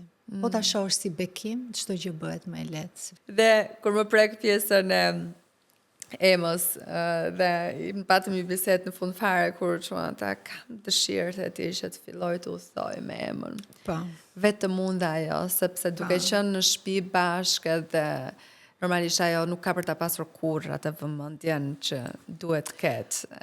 Ajo ti me sinqert, sikur e ka nuhatur, që bebe ka qenë shumë agresive për vëmendje. Dhe unë e kam vuajtur në vitet e para, ti me sinqert Luisin, që nuk po jepja shumë, në qoftë se unë kisha një fëmijë në krah, në shtëpi ishte ajo. Po ta lije bëj namje. Ndërsa Luisi duke mos qenë agresiv, që nuk e kërkonte, ti ke një predispozit i përgjigjesh këtij që po ta nxin jetën, jo atij që po riqet. Kështu që ajo gati e merja dhe inat Emën, sepse më pengonte. Ndërkohë momentalisht Ema ka krijuar një ide, nga që unë nuk flas në mënyra të ndryshme. Ema vërtet është gati në preadoleshencë. Pra, është vërtet 7 vjeç, po është, nuk e di, mënyra si flet, si mendon. Dhe unë tani Luisit i flas krejt ndryshe. Po. Sa po futem në shtëpi, kam tjetër fjalor dhe tjetër mënyrë sjellje me Luisin dhe tjetër me atë. Ajo bëhet xheloze dhe ka krijuar një ide sikur unë e dua më shumë Luisin apo se ma thot me artikulon. Pse s'më bën ti mua kështu? Pse s'më kapti mua kështu? Pse s'më bën këtë? Luisi ka qef shumë lojrat fizike, të bëj akrobacira. Kjo nuk i ka qef. Por në qofë se unë i bëj me Luisin, automatikisht i ka qef dhe ajo, do t'i bëj dhe ajo. Kështu që jemi në këtë fazën. Me thënë që ajo ka krijuar këtë iden, sikur unë e dua më shumë Luisin, edhe unë kam vendosur që të bëj disa udhëtime, vetëm me emën që, sepse ne jemi të kondicionuar, Orinda. Të gjithë prindrit që kanë fëmijë të tillë e dinë. Patjetër. Në restorant rrim ndryshe. Në hotele rrim ndryshe. Luisi ka shumë nevojë të dalë jashtë, nuk mund të ri shumë gjatë në një ambient të mbyllur. Dhe Ema ndonjëherë është e kondicionuar se ne shkojmë në vende ku i përshtaten Luisit, duhet të ketë patjetër një lisharës, duhet të ketë patjetër një, kështu që unë për t'ia shpërblyer gjithë durimin që vajza ime ka dhe gjithë kondicionimin që jap për shkak të vllajt, do bëj disa udhëtime vetëm atë. Dhe nëse Ema një ditë do e shoh këtë intervistë, çfarë do thoje? Ose sa shumë gjëra do t'i thoja vajzës time. Do të shoh shpejt ajo, jam e bindur. Se ti, duke patur unë këto lloj patologjish familjare, nuk më pyete për teknologjinë e fëmijëve që i pyet nënat e tjera. Po. Është një vajzë që navigon, por që duhet ta kufizoj. Kështu që jam e bindur që do shoh diçka. Unë Emës mban mend mesazhin që shkruajta me fustanin e bardhë për Geraldina, atë mesazh do t'i thoja. Dhe do t'i thoja gjithashtu që nëse mendon që vërtet e ke nisur me hapa më të vështirë, nuk është ashtu. E ke nisur më me shumë dashuri. Dhe që unë do jem gjithmonë aty për ty. Nuk do t'le pa të pyet për gjërat e fëmijëve. Jo, mos më pyet. Më dal një nënë shembullore. O zotin. E kam problem. Pjesa e teknologjisë është. Kam problem, po, e kam shumë problem, edhe s'po e menaxhoj dot, edhe s'po e kufizoj dot, edhe një situatë psikiatrike vërtet sa herë që unë marr vendime drastike. Nuk e di çfarë të bëj. Përpiqem që ta çoj në balet, në gjëra për ta lënë jashtë shtëpisë, por kur është brenda shtëpisë, unë nuk e di, nuk i jep telefonin, kam toleruar në iPadin. Ka iPad, po. Ka iPadin e saj. Kështu që Po Luisi? Luisi gjithashtu ka iPad. Po Luisi është edhe ai faktikisht e ka shtuar tosën. Sepse Luisi ka mësuar gjërat me vonesë. Po. Nëse deri dje nuk dinte ta hapte vetë. Tani hap vetë dhe navigon vetë, që i ndron gjërat e veta, kurse Ema është tjetër, është... Po. Megjithatë, unë kam pasur edhe neuropediatër këtu që kanë thënë që fëmijët atipik ka raste i ndihmojnë shumë pjesa e teknologjisë, forma se si ne ja japim, ka të bëj shumë. Jo, unë se kam kufizuar, Nuk mund ta bëjmë gogol, sidomos se këta fëmijë, domethënë. Gjëja që më vjen keq mua është kjo që asnjëri nga fëmijët nuk e zgjedh kurr iPadin nëse kanë diçka tjetër për të bërë. Kjo është e vërteta e dhimbshme që më duhet ta pranoj. Nëse unë çohem në atë moment u bëj një lojë, asnjëri nuk thotë që unë do ri në celular, më lër ta mbaroj këtë. Jo, e vërtet shumë. Në qoftë se unë i marr dhe i them do ikim diku apo edhe brenda shtëpisë, do gatuajmë, do bëjmë diçka, nuk e zgjedhin teknologjinë. Marrëdhënia juaj në çift. O Zot, do se harrove? Po jo, nuk do e harroja. Çfarë do të dish për marrëdhënien tonë në çift? Jeni bashk në këtë gjë, ju ka ndryshuar. Unë mendoj që ndryshon. Ndryshon kur bëhesh me fëmijë, thjesht, dhe ndryshon shumë më shumë kur ke sfida me fëmijët. Qofshin këto shëndetësore, qofshin këto neurologjike, quaje si të duash. Unë vura re ndryshime në çift që në momentin e lindjes së fëmijëve. Të dy pa gjuhë, s'kishin pik takti pastaj në të folur as nerva për t'ju drejtuar tjetrit me një lloj delikatese, nëse deri në atë moment s'ishim zënë kurrë për 1 muaj, u zum edhe i tham të gjitha. Pjesa tjetër që mendoj që kjo është Shërimi. pjesa e parë e rikuperon ti. Pra ke një fazë kështu dhe pastaj rikuperon. Pjesa e dytë nuk ka rikuperim. Pjesa e dytë është gjitha nënat edhe prindrit e dinë çfarë impenjimi kërkojnë fëmijët me spektrin e autizmit, sepse duket sikur edhe kemi frikë ta themi këtë pjesën. Po. Në fakt, fëmijët në spektrum kanë një lodhje të jashtëzakonshme, sepse janë në shumicën e rasteve edhe hiperaktiv, janë fëmijë që nuk rinë në hapësira të ngushta, janë fëmijë që nuk lozin me fantazi, janë fëmijë që nuk janë social të përfshien me fëmijë të tjerë, dhe imagjino sa pak hapësirë të ngelet ty me këtë fëmijë. Çfarë të ngelet? Ta marrësh dhe dalësh vetëm në përparqe. Interesante, në datë 1 janar, pas natës së vitit 3 që s'ka këmbë njeriu në park, gjeje kush janë. Luisi dhe shokët e tij. Dalin sepse natyra ju bën shumë mirë dhe duhet të shkarkojnë edhe energji. Dhe kështu që kujdesi është shumë i madh. Lodhja është shumë. Ajo faza që vjen me çdo fëmijë që ata rrisin pavarësinë e tyre, independencën e tyre, nuk vjen për këta. Dhe je non-stop me një fëmijë që ka nevojë si të ishte një bebe. Si ke as besim, nuk bën as teste me këta. Sepse shumicën e rasteve dështon që ta lësh, nuk ndodh. Kështu që ndryshimet në çift të dinamikave pikëspari. Dhe kush është ai që është rezistent ndaj dinamikave? Vetëm njerëzit e fortë si unë. Shaka, nuk janë të gjithë njësoj, reagojmë ndryshe. Qoftë edhe kur kemi zgjedhur mashkullin apo partnerin e jetës, qoftë kur kemi besuar gjithçka tek ai. Nuk kemi gjithë njësoj. Secili ka vështirësitë e veta. Në raste të tilla, si në rastin tim, unë kur shoh njerëz që janë në të njëjtën linjë, mbushet zemra, domethënë, sepse nuk është e zakonshme. Nuk e gjen. Edhe unë nuk mund të them që jam ai rasti perfekt, pra që mund të jemi teorikisht në të njëjtën linjë, po si veprojmë, se kjo është shumë e rëndësishme. Drejt. Kështu që ka njerëz që lodhen më shpejt, ka njerëz që mendojnë tash na ndodhi kjo gjëja, ç'o ti bëjmë? Le ta pranojmë kështu siç është, që nuk është mirë, nuk është mentaliteti që i duhet një fëmijë të tillë ky. A kaloni ju pastaj kohë interesi vetëm me më njëri pak, tjetrin? shumë pak. Shumë pak, sepse un kam një vështirësi shumë të madhe për ta lënë Luisin. Luisi nuk është një fëmijë që ja beson gjithkujt. Me thënë, nëse emën mund ta lë kudo. Ta sjell dhe ty një ditë e mban shumë kollaj. Luisin ja, nuk ja beson dot askujt dhe nuk ja ngarkon dot njeriu, se ke shumë frikë.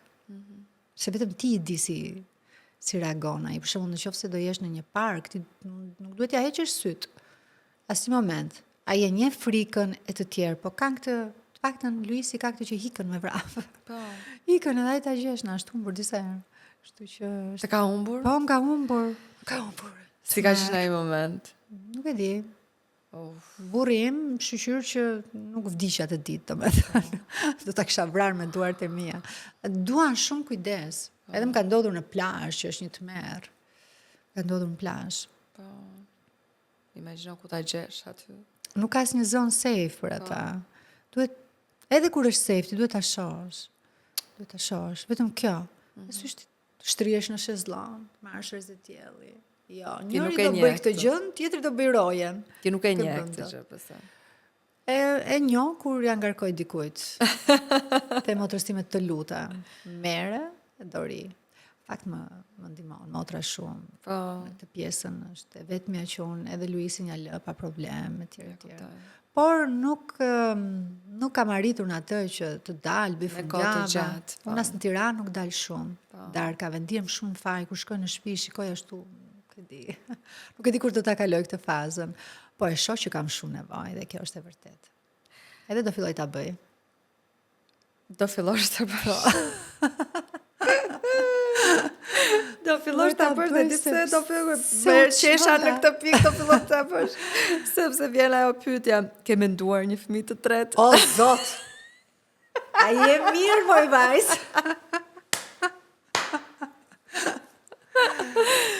Nuk e di, as nuk e kam menduar, Nuk e ke menduar? as nuk le që tani s'kam as mosh ta bëj njerëz, se ti themi të vërtetat, po nuk do doja kur ta bëja një fëmijë të tretë. Po pse?